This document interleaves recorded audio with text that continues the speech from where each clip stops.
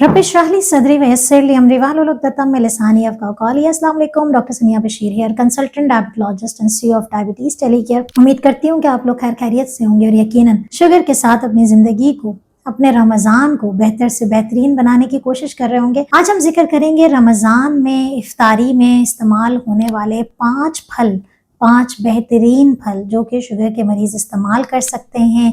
उनका तरीका इस्तेमाल जानेंगे और कैसे इस्तेमाल करना है, कितना इस्तेमाल करना है, जो कि शुगर के मरीजों की ना सिर्फ शुगर कंट्रोल रखेगा बल्कि ताकत भी देगा, क़ुव्वत मुदाफ़ियत को भी बेहतर करेगा। तो वीडियो को अंत तक ज़रूर देखिएगा और मुझे ज़रूर बताइएगा कि आपका फेवरेट फल कौन सा है। रमज़ान में जहाँ पर हम बात करते हैं इबादतों की, वहीं इफ्तारी और सहरी एक लाजमी जुज़ है।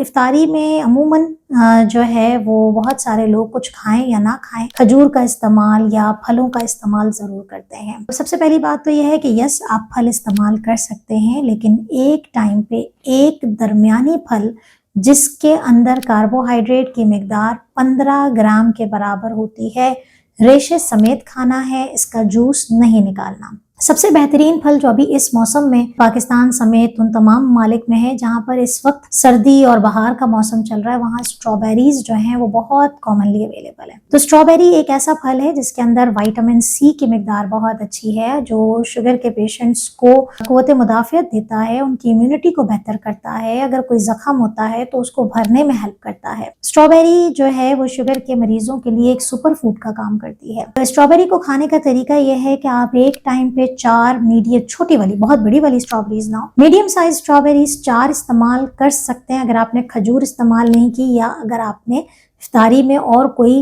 लाइक समोसे रोल नहीं खा रहे हैं, आप कोई दही का इस्तेमाल बहुत ज्यादा नहीं कर रहे हैं, तो आप 4 strawberry as a raw fruit खा सकते हैं, यानी कि ऐसे ही खा सकते हैं।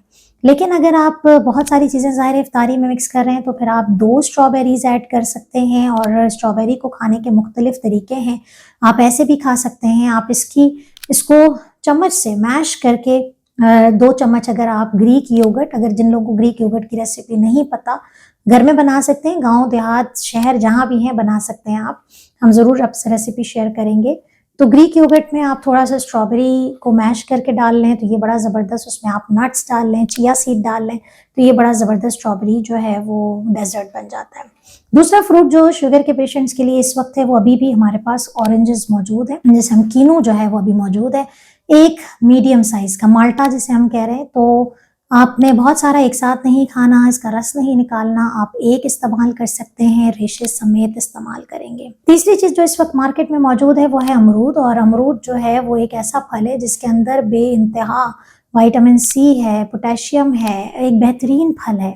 हम बनाना को कहते हैं कि पोटेशियम का फ्रूट है, लेकिन गुआवा यानी कि अमरूद के अंदर बेइंतहा पोटेशियम भी मौजूद है और विटामिन सी भी मौजूद है। इसका इस्तेमाल शुगर के पेशेंट्स को एक बहुत अच्छा जो है वो ताकत देता है। तो आप एक दरमियाने साइज का अमरूद खा सकते हैं।